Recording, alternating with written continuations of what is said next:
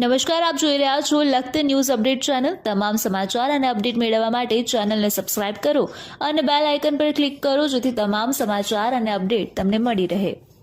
લખતર ટાંકીની બસ અચાનક બંધ કરી દેવાતા વિદ્યાર્થીઓ લખતર ગામમાં અટવાયા। વિદ્યાર્થીઓ દ્વારા કન્સેશન પાસ કઢાવ્યા છતાં ફાળું ખર્ચી ટાંકી જવા માટે વાહન ગોતતા નજરે જોવા પડ્યા।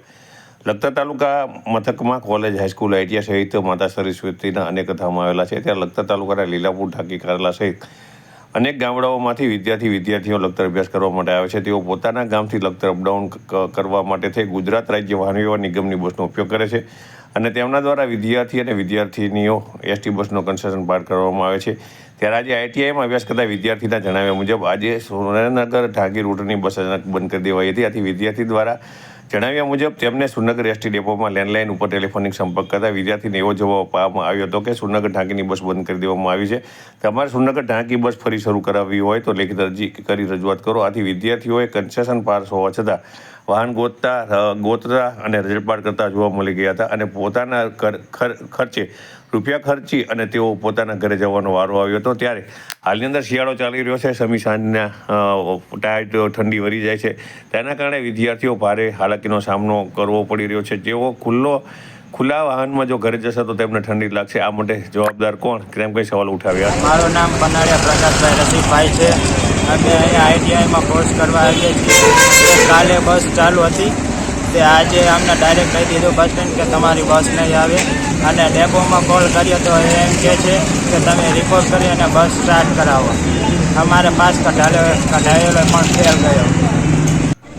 હાલ આપણે લખતર ઉગમના દરવાજા પાસે ઊભા છીએ। આ જગ્યાએ જે ટાંકીથી લખતર આઈટીઆઈ કરવા, સરજી હાઈસ્કૂલમાં અભ્યાસ કરવા આવતા વિદ્યાર્થીઓ ઊભા છે। એમનું કહેવું એમ છે કે તેમને જે ટાંકી સુરનગર ટાંકીની બસ હતી જે સાંજનો ફેરો હતો એ બંધ કરી દેવામાં આવ્યો છે અને તેની જગ્યાએ જે એવું પણ કહેવામાં કે આ બસ બીજી જગ્યાએ મૂકવામાં આવી ગઈ છે। સાથે તેમનું એવું પણ કહેવું છે કે તેમને ડેપોની અંદર ફોન કર્યો તો ડેપોની અંદર લેન્ડલાઇન ઉપર એવો જવાબ આપવામાં આવ્યો કે જો તમારે બસ ચાલુ કરાવી હોય તો ફરીવાર અરજી કરો તો તમારી બસ ચાલુ થશે। ત્યારે સરકાર દ્વારા એક સ્લોગન આપવામાં આવ્યું છે કે બટેકા ગુજરાત તો બટેકા ગુજરાત। તો વિદ્યાર્થીઓની આવી રીતના હાલમાં શિયાળાની આ ઠંડીની સિઝનની અંદર બસ બંધ કરી દેવામાં આવી હોય તો આ વિદ્યાર્થી ઘરે કેવી રીતના જશે? તો તેઓને જીવના જોખમે કાં તો છકડામાં જવું પડશે, કાં રિક્ષામાં જવું પડશે, ભાડા ખર્ચી જવું। અને તેમનું એવું પણ કહેવું છે કે તેમના દ્વારા કન્સેશન પાસ જીએસટી દ્વારા ગુજરાત રાજ્ય માર્ગ અને વાહન વ્યવહાર નિગમ દ્વારા આપવામાં આવે છે તે પણ કરવામાં આવ્યો છે। તો તેના પૈસાનું શું છે? સાથે ભારતીય જનતા પાર્ટીને આ સરકાર છે તે સરકાર છે તે એમ કહે છે કે અમારી સરકારનો ખૂબ જ વિકાસ થઈ રહ્યો છે। શું વિકાસ છે? તો શું આ વિકાસ છે? આ જે બસ બંધ કરી દેવા એ ભારતીય જનતા પાર્ટીનો વિકાસ છે? આ વિદ્યાર્થીનું ભવિષ્ય છે દૂર બની રહ્યું છે તે વિકાસ છે? આમનું ભવિષ્ય બગડી રહ્યું છે તે વિકાસ છે? આ કોઈ પણ પ્રકારનો વિકાસ છે નહીં। ભારતીય જનતા પાર્ટીની સરકાર જાગે, તાત્કાલિક જાગે અને વિદ્યાર્થીઓના જે પ્રશ્ન છે તેને સોલ્વ કરવાનો પ્રશ્ન કરે। અન્યથા આનો જવાબ આ વિદ્યાર્થી છે આવતીકાલનો મતદાર છે, તે મતદાર હળબાદ જવાબ આપશે અને ભારતીય જનતા પાર્ટીને ખબર પડશે કે ખરેખર વિદ્યાર્થીઓના વિકાસ ઉજવવાથી એનું પરિણામ શું આવશે। વિજય જોશી, લખતર ન્યૂઝ અપડેટ, લખતર ગુજરાત।